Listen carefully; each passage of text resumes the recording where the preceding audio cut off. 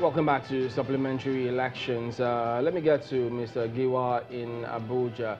Well, several reports are credited to the People's Democratic Party asking for outright cancellation of what transpired of the elections in Kano, for instance. But now they are set for announcement of results. What, in your estimation, may likely happen if, because, I mean, the legal process is, yes, they've got to announce results, after which, whatever happens, they take it from there. What do you see happening at the end of the day? Well, Shemalin, it's very sad. It's sad that we are in this particular dilemma where we are noticing a lot of violence in supplementary elections. And of course, it is because the stakes are very high.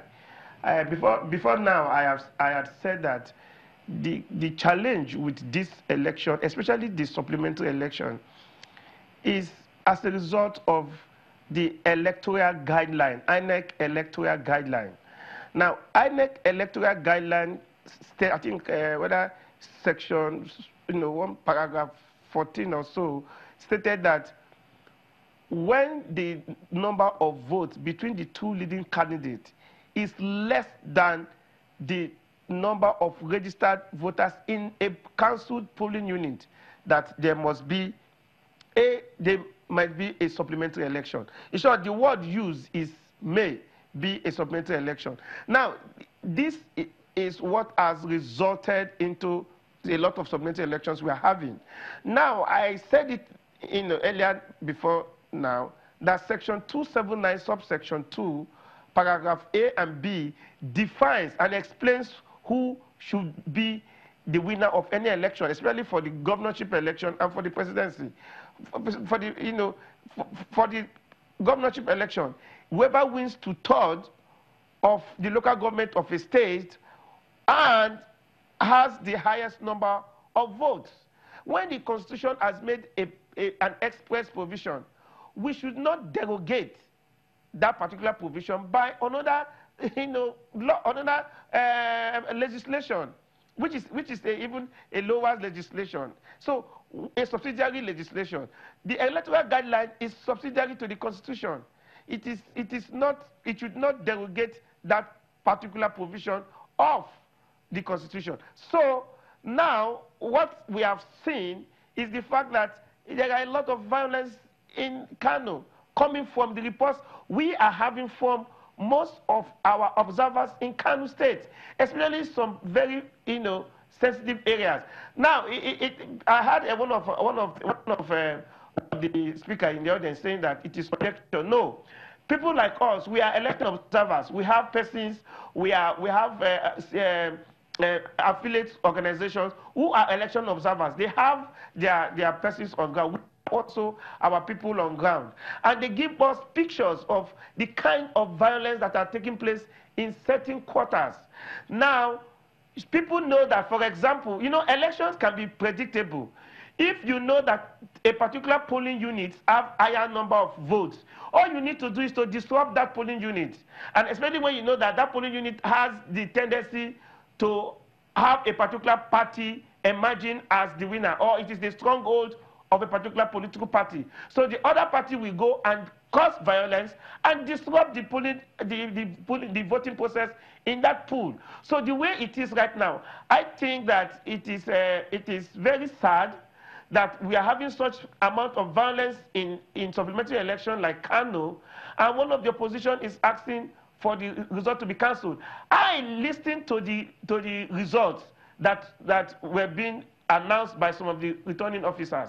And it is curious for me. I mean, as an official bystander, I ask myself, how can you be announcing a result for a keenly contested election as that in Kano State? Let me say it again. For a keenly contested election as that in Kano State, for you to have a polling unit and the two contending parties, one of them scored 0 in a polling unit.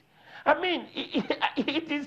I mean, I just cannot. I ordinarily will not accept that. ordinarily. But that is the result we are getting in that a particular polling unit, and one of the parties scored 0, while the other party got hold of the whole amount of votes. I think that it is spurious. Yeah, but Mr. Giwa, I thought as bystanders, you know, you just maybe do some more investigation on that matter. But if you say you can't accept it, what do you expect political parties to do if a bystander says that's unacceptable to them? But concerning the supplementary elections, is there a precedence? Because this is not the first time that we're having supplementary elections in this country. Is there a precedence, legal precedence whatsoever, that it said that, look, supplementary elections are illegal?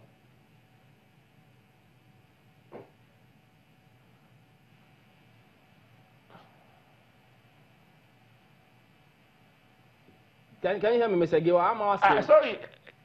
Yeah, did you? Go ahead. I need to get that again, Shembali. Please, can you just come back again? I'm just asking because this is not the first time that we're having supplementary elections. So before this one was slated and then they proceeded, why didn't anyone cite any precedent saying that there's a legal precedent that supplementary elections cannot hold or, you know, inferior to the Constitution? Yes, for example, the decision in Adele case, no, that's just a recent one. I knew you were going to go to that one, but go ahead. That the supplementary election conducted in the Osun State September 22nd election and was was an illegal supplementary election. But let me state this, that supplementary election is not illegal to the extent that it complies with the provision. Now, when supplementary election should be conducted is where the candidate did not meet the constitutional provision as expressed in section 279, subsection 2, paragraph A and B. That is, each of the candidates or the persons having the highest number of votes did not win 2/3 of the states and the number of votes. In that case, you need to meet that constitutional benchmark. So there need to be a supplementary election. But when you meet, each of the candidates have met, if the winning candidate or the winning party has met that constitutional provision, you don't need a supplementary election. That is my position. And that is the position of the law. So there are some cases where supplementary elections are valid and legal. That is cases where the winning candidate did not meet the constitutional threshold as stated in section 279, subsection 2, paragraph A and B, which is 2/3 of the local government of the state and having the highest number of votes. So when you don't meet that criteria, there is a need for a supplementary election. But when you have met that constitutional provision, there shouldn't be a supplementary election. That is the position of the law. And that is what we are saying. So what the court does is that where cases are taken to the election tribunal, the court looks at how each of the candidates have met the section 279, subsection 2 of the Constitution. And they do that by looking at the facts and looking at the scores by each of the candidates at the end of the first election. It is when that election did not meet the constitutional threshold that we now have a supplementary election. That means, therefore, there are some supplementary elections that are legal and there are other supplementary elections that are uncalled for. Well, let me not use the word illegal. There are certain supplementary elections that are uncalled for. Okay, so that sounds like, well, some contradiction there. But then, can we then infer from the foregoing that insofar as all of those contestants who have seen the processes, they've not gone to court, asking the court to declare them winner by a simple majority having fulfilled the conditions, and that there was no need for supplementary election. So since they haven't done that, can we infer then that all the supplementary elections slated are in order? Shimali, there's no contradiction. There's no contradiction. But the supplementary election should hold when people have not met up the constitutional guidelines. Okay, the because I thought you said there was no need for them, that it was illegal. By section 279, subsection 2. So an INEC makes provision for that. And let me tell you the effect of what we are saying. People will now cause violence in certain polling units when they know that their candidate is losing. And elections will now be cancelled based on violence. And they will now tell you that let us go for a supplementary election. And like I tell you, that is what is happening in some of these states. Because if you are an incumbent, it is better for you to have a supplementary election. Yeah, but Mr. Gewa, let me jump in and say this. Of the state. That what INEC said and what the Electoral Act stipulates is that where certain scenarios play out and they are not able to have elections that day, elections will happen the next day. We've seen that previously in some cases. We've seen that happen in some other cases. So if they're going to go back and hold those elections, doesn't it defeat the purpose of them trying to foment trouble in the first place? Good question, Chamberlain. Now, I need to state here that elections in polling units and areas where elections have not been concluded is not a supplementary election. It is an extension of the election. That is an extension of the election. So the election continues. It is one particular trunk and it is moving. So they said, let us conduct the election at this particular day because the election was not concluded at that point. And what it means, therefore, is that that particular election in those polling units, the results have not been announced. We need to establish two facts here. There is a difference between cancelling an election and cancelling a result. And that is where a lot of INEC officials are missing the point. You can cancel an election, but you cannot cancel a result. That is why the tribunal, the various courts have said that when election results have been declared, it is only the court or the tribunal that has the power to cancel a declared result. So, but the INEC official can cancel an election. And I will tell you the difference. The difference is this. Cancellation of an election happens when election is going on and there is violence that disrupts the process. But cancellation of a result is when the result has been announced. Then you now get a report that, oh, this result as announced was as a result of violence, over voting. Somebody came and took ballot paper and thumb-printed and gave out the numbers, and then the result was announced. That is already an announced result, a declared result.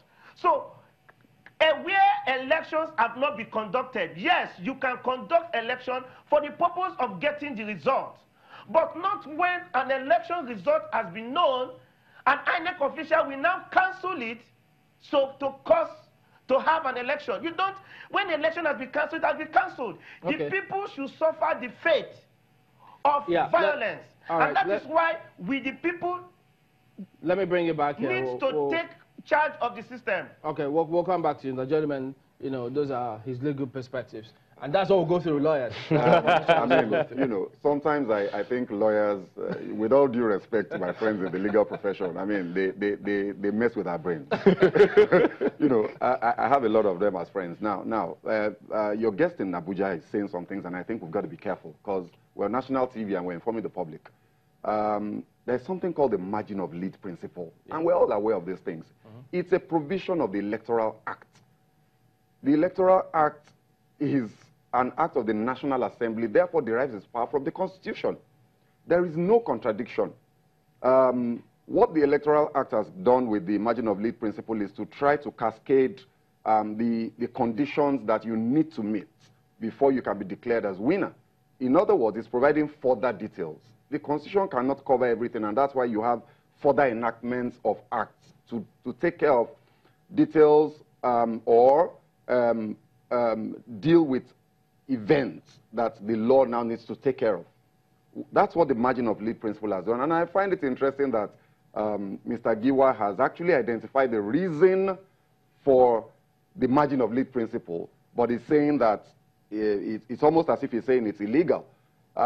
When a politician goes deliberately to cause violence in the stronghold of his opponent, he knows that that election in that place will be cancelled. So what the margin of lead principle is trying to do is to remove that incentive, is to say, look, where we've got cancelled elections in certain places, either because of violence or a couple of other reasons as stipulated in that law, and where the margin of lead between the two contending forces, the two leading parties in that election is less than the cancelled votes. Now, add to this, if, still in context of that margin of lead principle as the Electoral Act stipulates, if maybe there's violence in one area occasioned by whoever, could be a politician or something, and then the lead that the other candidate has doesn't, or that area where there's violence is not enough to invalidate or affect substantially or significantly the results that it's already at the moment, and they can go ahead and declare the results. Absolutely. But then you still, he or she may have gotten some sort of victory by ensuring that elections don't hold in that particular locality. But the margin of lead principle doesn't take care of that fact. Saying no matter what happens, those people's votes have to count. Yeah, I agree. I'm just saying that we've got to clarify that and then. Yeah, I get your point. Yeah, I'm just saying, look, you know, what do we do? Because what do we do to ensure that those people, because they'll feel hard done by, whether or not their candidate wins or loses, if your vote doesn't count to the extent that it's a disincentive. It's disenfranchisement, and then it's a reason why sometimes you then have low voter apathy and all that, because they're saying, you know, this thing will not count, so what's the point? You know, so I get that, and I think that it's a slightly different conversation in how to ensure that we discourage that and we don't end up messing with our electoral process, allowing politicians to practically steal the will of the people away from them by causing violence.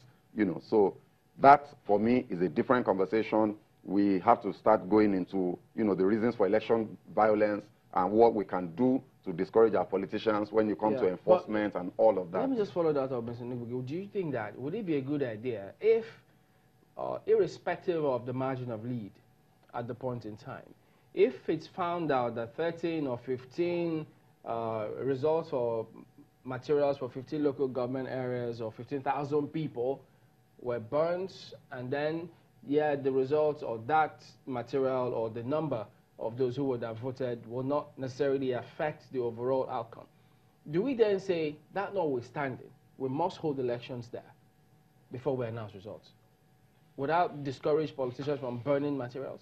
Well, I believe that is very possible, but we'll still be looking at wastages. Because in as much as we are going to, not to disenfranchise them from voting, their votes, the number of people that will come from that result might not materially affect the result. So it might not be too economical. In as much as we know that, you know, everything we do, there must be cost benefits. We already know that the 15,000 people that were disenfranchised, if you allow them to vote now, it's not going to change the result of the election materially. Let me think like a politician for a bit, and I hope I get it right, because I'm not a politician. Okay. If I look at, I don't know, I'm not, I don't know. If we look and I think that local government area is for my opponent, well, yes, there may be not much to affect the ultimate result, but in order to damage their psychological makeup, I will make sure elections don't hold there. So he has a lot to contend with. Number one, if he doesn't get those votes, he won't be focused on, okay, what else went wrong to close up that lead in the tribunal or wherever. So if he sees that, in addition to grappling with what went wrong on the one hand, if he discovers that he also needs to grapple with those results which were insignificant, which all adds up to a wider margin, he may just throw his hands up in the air and give up. No, normally a politician will not do that way. How do you know? Are you a politician? Well, I'm not a politician, but Yet. we're all political. One way or the other. Yes. Once you have a house, you manage your wife, you manage your children. We're all politicians, one way or the other. You have a company, you manage your business. It's good how you every day we play politics, either this or that way. For a politician, he will need to be very careful because the process is what matters. And for this, INEC or the conducting, they'll be very careful on wastages. Because what you have said now is the number of electorates will not materially or will not affect the result in totality. So if we look at it, it might not be too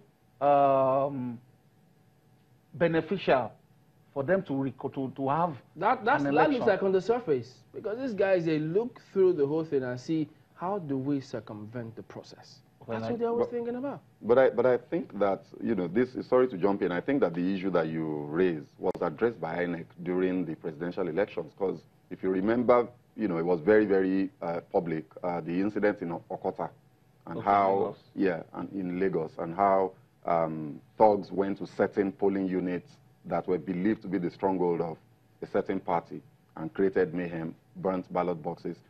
INEC went back the following day.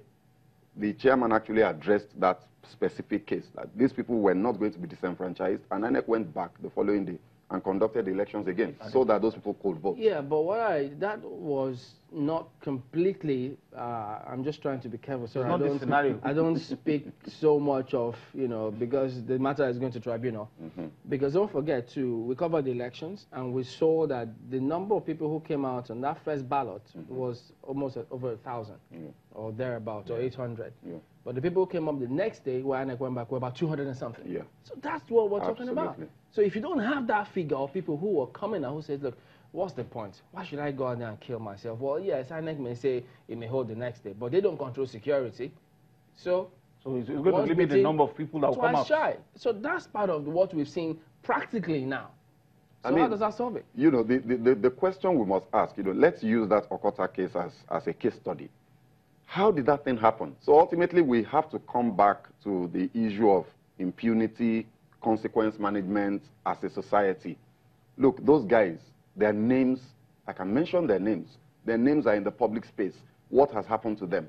You know, so ultimately, until we ensure that people that perpetrate these things, remember the guys that went to the polling units to do that were acting a script written by somebody else. So the people that wrote the scripts, where are they?